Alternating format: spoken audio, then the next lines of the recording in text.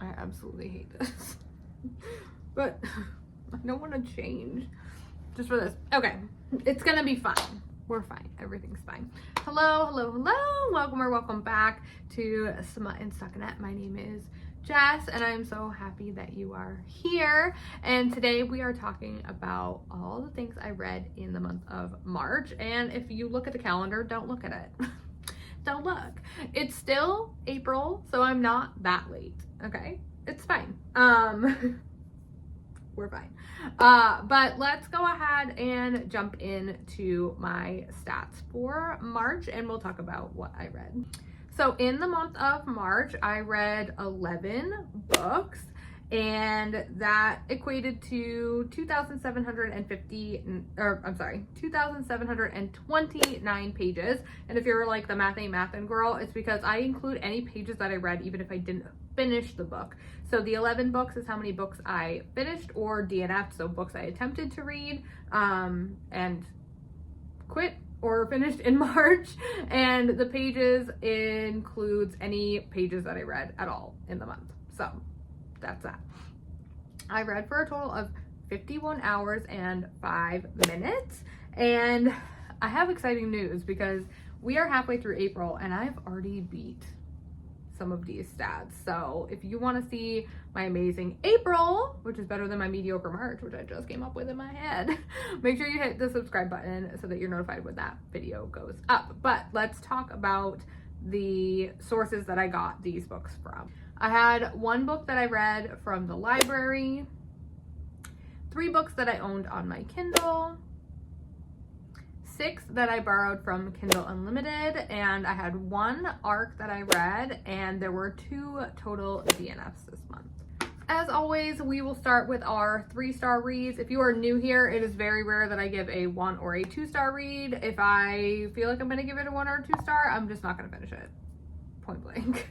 3-star means it was a good, enjoyable read. I was happy to finish it. I was committed enough to commit to finishing it. And 3-star is above average. So for all the 3-star haters out there, 3's good. 3's good. I still hate this. I'm sorry. I just don't like this neckline thing. It's just, ugh. Okay, anyway. I'm trying to wear the clothes in my closet more often that I never wear. And this sweater I never wear, and it's so cute and I absolutely love it.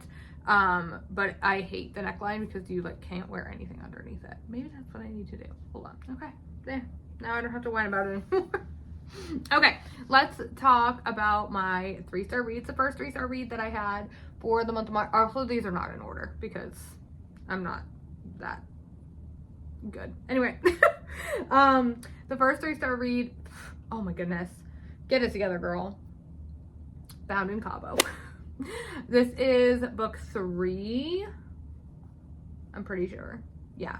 Book 3 in the Nick and Holly series.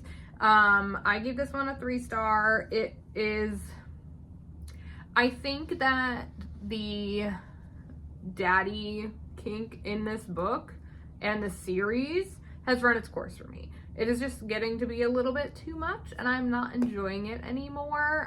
So I am DNFing the series after this book as well. I did finish it, and there's like 2 more books and it's becoming too much. I think it's also like the big age gap and like he has kids and it's weird. It's giving me the ick. It's giving me the ick. I am not a daddy king shamer. I love that shit. But this one is too much. Too much. So 3 stars. Moving on. Next, for my 3 stars, I have Older by Jennifer Hartman. I have a very love-hate relationship with Jennifer Hartman. I love so many of her books. Some of the books I've been reading lately from her have just not been hitting the same way. Although, like, I had June 1st, which I think I read this year, and I gave it pretty sure 5 stars. And Irreversible, which I gave 5 stars, but then I like DNF 2 of their books. So, I mean, it just goes to show, read more than 1 book from an author because you never know when you're gonna find the one that you love. Anyway, this one is also an age gap. I was like in a weird age gap, like, no, I don't want to say rut, but like pattern, I guess. This one we are following, I didn't really talk about Bound in Cabo, but it's book 3. So anyway, In this one, we're following our main character, Haley, and I don't remember his name. Whoops. And they, oh my goodness, you guys know, as soon as I start talking, I like can't stop yawning. They like meet at a party, and she lies about her age, and they make out basically, and then he finds out that she is not 21, she is 16 and his daughter's best friend. And this is a story about them falling in love. Nothing happens until they are of legal, or she is of legal consenting age. It is definitely a slow burn. I just struggled with their connection. I didn't really believe it. I didn't feel like they had enough things to pull them together, I guess. I don't really know how to explain it, but so yeah, there are some triggers in this one. She does come from a domestic abuse household, so definitely check for that. I did really appreciate her kind of story, like her backstory and things like that, but I didn't really love these two characters together. But overall, well, we're in, we love to see it. Next, we have Like You Mean It by Jillian Leota. Again, 3 stars. I do feel like this one just missed again for me with believing that they could be in love. Like okay, backtrack. He is dating someone literally to like 80% of this book. He is dating somebody else. Like, you can't convince me that in the last 30% you now love this other girl. Like, I'm sorry, I don't believe you. Like, it's too much. But that being said, I did think the writing was done really well. This is single parent. She moves in like next door to him, and I do think that part was handled really well. But he was literally dating someone for most of this book. I'm sorry, no. So I gave 3 stars, but I probably will continue the series because I believe this is only a duet. But the writing was fine. Next, we have Deep End by Ali Hazelwood. I am probably in like the weird camp who I actually loved Bride by Ali Hazelwood. I read it last year and I had a great freaking time. I enjoyed this one, but I do feel like so the biggest complaint that people have is like that there was like kink warnings in the beginning and then it like wasn't super kinky, and I do agree. I don't feel like the smut was like anything like out of this world or like bizarre or anything like that, but I do also know that historically Ali Hazelwood doesn't write books like that, so I think it was like spicy for her reader base and like what they're used to with her books, but I don't necessarily feel like it was like the spiciest thing I've ever read. It's definitely not the spiciest thing I've ever read. It's not even the spiciest thing I read in March, but it's fine. There's a lot of talk of like therapy and kind of going through, it's like borderline PTSD type of vibes, I would say. My biggest complaint with this one is I just felt like, okay, here's the setup, right? This is not a spoiler. This is literally like the first 3 chapters. If you were friends with someone and they were like, hey, I'm breaking up with my boyfriend because he wants to do things that I don't want to do in the bedroom, but you like those kinds of things, so why don't you start boning him? Girl, what? Like, that's weird, okay? It's just weird. So the whole like setup was kind of weird. If it was just about their relationship, it would have been fine. I also felt like he low-key like was kind of always giving her like the cold shoulder. I didn't really ever feel like he was like as into her as she was into him. Like, she was definitely more dependent on him than he was on her, which it only made it feel less genuine to me. So 3 stars. Okay, next we have Rookie Mistake by Marin Moore. This is a novella in the Orleans U series, and basically she wins him at an auction and they kind of start hooking up and whatever. This one was good. The spice was pretty good. I actually did enjoy the storyline for a book that was marketed as like all spice, no plot. Like the plot was there. So I don't really know why it was marketed that it didn't have plot, because I felt like it did have a pretty good plot.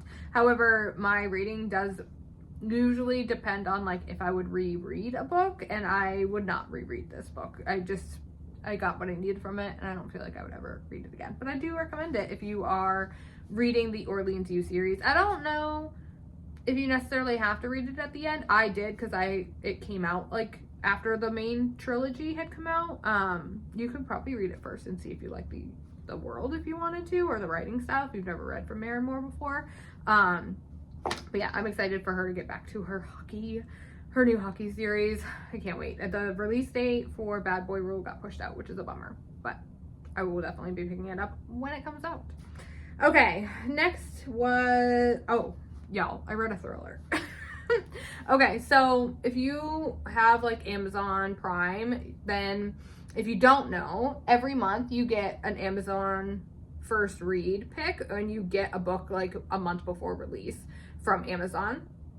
It's like from like what they pick, right? And they've been doing this thing where like you also get like a bonus like short story or whatever. And so some month I'm trying in the year 2025 to read like the Amazon first reads like right away, because otherwise I'm like, why do I even have this? Like, I don't understand. And that's why. And you get to pick like the genre. Anyway, so the sublet was at some point, I don't remember what month it was, and it is like low-key thriller. I was not thrilled. Like, I was reading this and I was like, what? Like, this is a thriller? I don't get it. Make it make sense. There was not a lot of, I don't want to say not a lot of plot, but I didn't really, I wasn't intrigued to figure out like what was going on. And then when I found out what was going on, I was like, really? That's what we're going with? That's it? Okay, cool. But yeah, that's the thing I read. My last 3-star read for the month of March was Canadian Boyfriend, and when I tell you, this made me so sad. It made me so sad. So if you are new here and you don't know the lore, I bought Canadian Boyfriend ebook and audio because somewhere something targeted me hard, because Joshua Jackson narrates the audiobook, and Joshua Jackson is Pacey from Dawson's Creek. He's also Charlie Conway from the Mighty Ducks, and he is everything, okay? And so I literally bought this book and the audiobook because of Joshua Jackson, point blank. This one is about was she a dancer or figure skater? I think she was a dancer. She's a dancer, and when she was like a teenager, she met this guy at like a mall or whatever, and then she started telling people that she had a boyfriend in Canada who was not real. Fast forward, and she meets this guy and figures out that he was the guy from the mall, like when she was a kid, that she like told everybody was her fake boyfriend or whatever. That's fine. We're dealing with like a single dad. He's widowed. And she's his daughter's like dance instructor. That's like how they meet. And I just wanted a little bit more. I'm pretty sure this was clean. I'm trying to remember if there was any spice, which I don't need spice to enjoy myself. But I do feel like sometimes spice helps like strengthen the bond, like the believability of them being together. I wasn't believing it. I was so sad. So sad. But anyway, this was also one of my 25 books to read in 2025, so check it off. It's a thing that I read. Okay, let's move on to our 4-star reads. There's tons of them. Just kidding. There's one. There's one 4-star read. For when I've talked about this in previous videos, but I always kind of try and like give a little bit of info in case this is your first time stumbling upon this chaos. A 4-star read means that I would reread it, but I don't want to reread it right now. So like it was good. I could see myself rereading it in the future, but I'm not like dying to get back into the world like right away.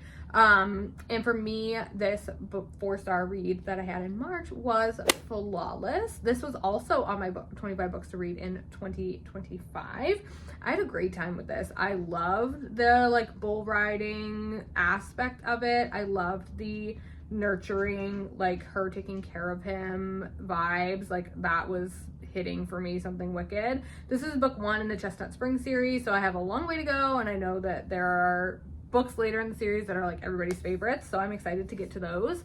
But I had a great time with Flawless. I really enjoyed it. I felt the connection. I really believed like that they were bonding and connecting, and I feel like that's so important with a romance book for me. So 4 stars.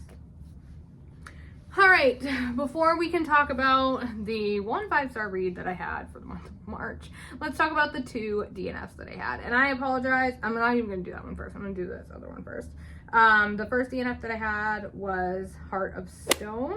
I actually had an arc of this one. I got like 6% in and I was struggling. It's marketed as a like fairy rock star romance, and I was like, okay, yes, like I'm so here for it. The writing style was not for me. I believe it was 3rd person, and I was just not connecting to any of it. I was bored. I was just like blah. And I hate DNFing arcs, especially from like new authors that I don't know.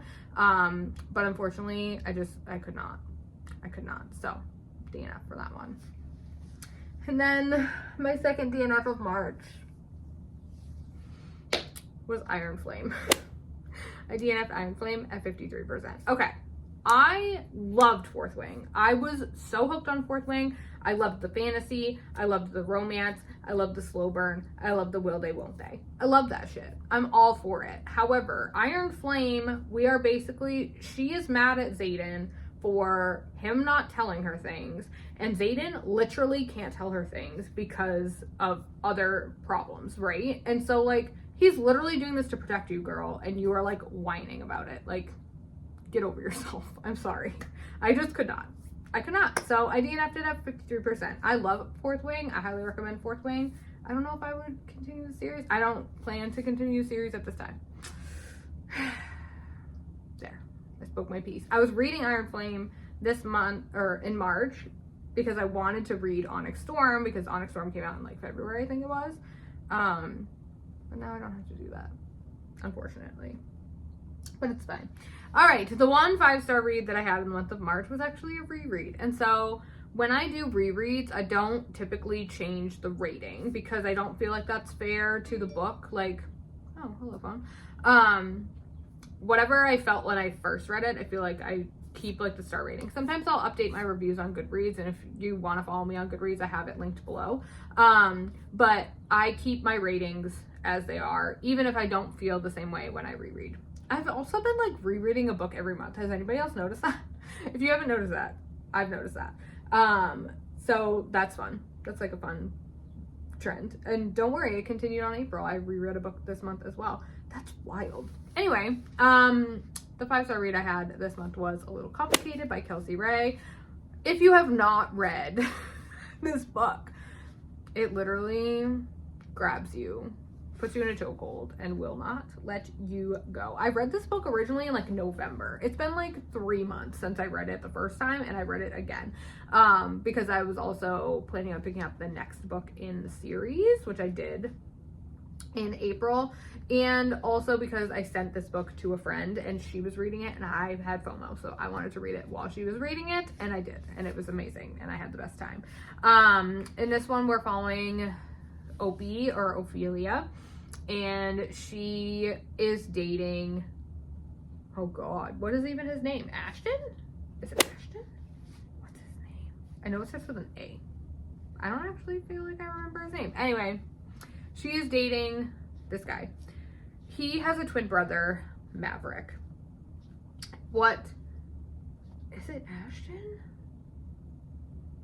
I don't know. Anyway, what he doesn't know is that she was hooking up with his brother and like seeing his brother before she started dating him. But he wronged her, and so she started dating this other guy, also they were all like friends, so like it's not like she was like, well, he did me wrong, so I'm gonna date his brother. No, they were all friends previously, and her and Maverick had not like told anybody that they were seeing each other, so nobody else knew. So she starts seeing his brother, and then like feelings are still there between her and Maverick. It's like kind of a love triangle, I guess you could say.